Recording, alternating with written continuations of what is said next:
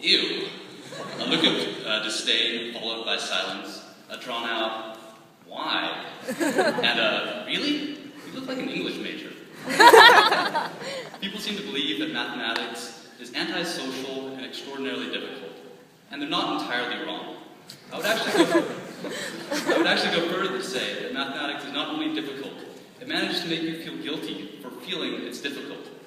It has a wonderful dual property in that proofs often go from seeming to be impossible to so obvious that you wonder how you could never, or how you didn't understand them in the first place. Moreover, mathematics can be an extremely solitary activity. Not only do you spend the majority of your time staring at blank pieces of paper, even when you manage to gain a flash of insight, almost no one can understand you. Most people think a compact space is a euphemism for a small living environment. At least they nod their head in agreement when you say compact spaces are closed and bounded. So why are we here today, having spent 4 years in the dark monolith that is Evans Hall, instead of throwing frisbees on Memorial Lake? Are we simply the university's largest unofficial club of masochists? My road to majoring in mathematics began when I was a young child. I was hopelessly enamored with the notion of becoming a mad scientist, or perhaps, more accurately put by Sanjay Kulkarni, a mad engineer. My dream was to build extraordinarily elaborate contraptions that would... Well, I was always more interested in the process of creation than the result.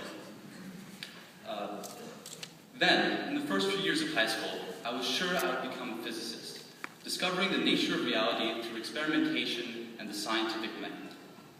It was around this time that I was somewhat ironically struggling with trigonometry and began getting tutored by a now close friend, Jason Johnson, who was then a Caltech graduate student. I still vividly remember our first meeting. I was waiting for him in a coffee shop when someone in their mid-20s walked in the front door. I knew it was him. I waved, he waved, we introduced ourselves. It was not him.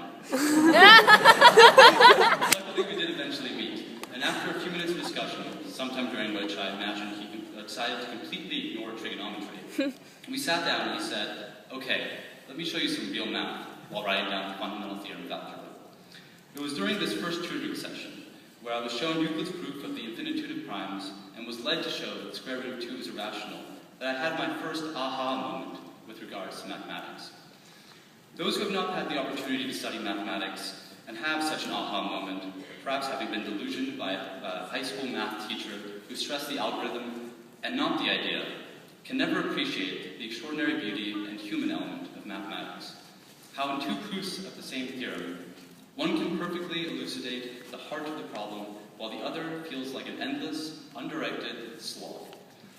Mathematics is a trove of some of the most stunningly elegant ideas ever conceived that almost no one attempts to understand.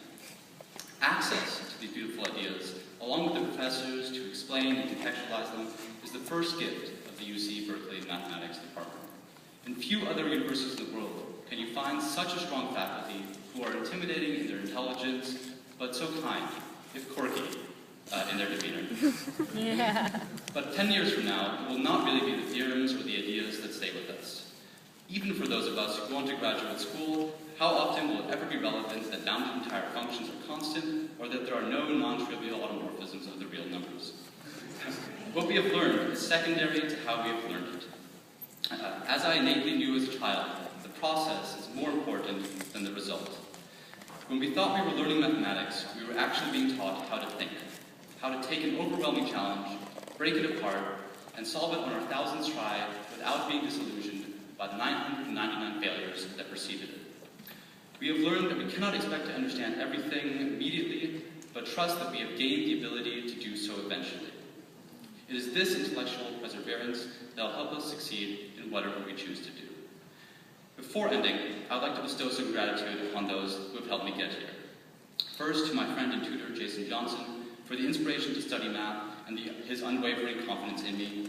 To Professor Chris Manning, for being able to make me passionate in whatever he happened to be teaching, and for being, as my friend Zheng Zhou described, the person to go to when you understand something and want to be confused. To Xiaowei Lin, a former postdoc at Berkeley, for taking me under his wing and showing me some truly extraordinary mathematics. To my advisor, Professor Bernd Sternfels, who has been extremely supportive in helping me participate in research, apply for graduate school, and much more. And to my grandfather, for without his love and unconditional support, I would not even be graduating today. And lastly, and most importantly, I would like to thank my mom, who has encouraged my curiosity, believed in me wholeheartedly, and helped me through all of my existential crises. But of course, I forgot one thanks. Thank you all for the honor of speaking before you today. I wish you all the best of luck in your future endeavors. Go Bears!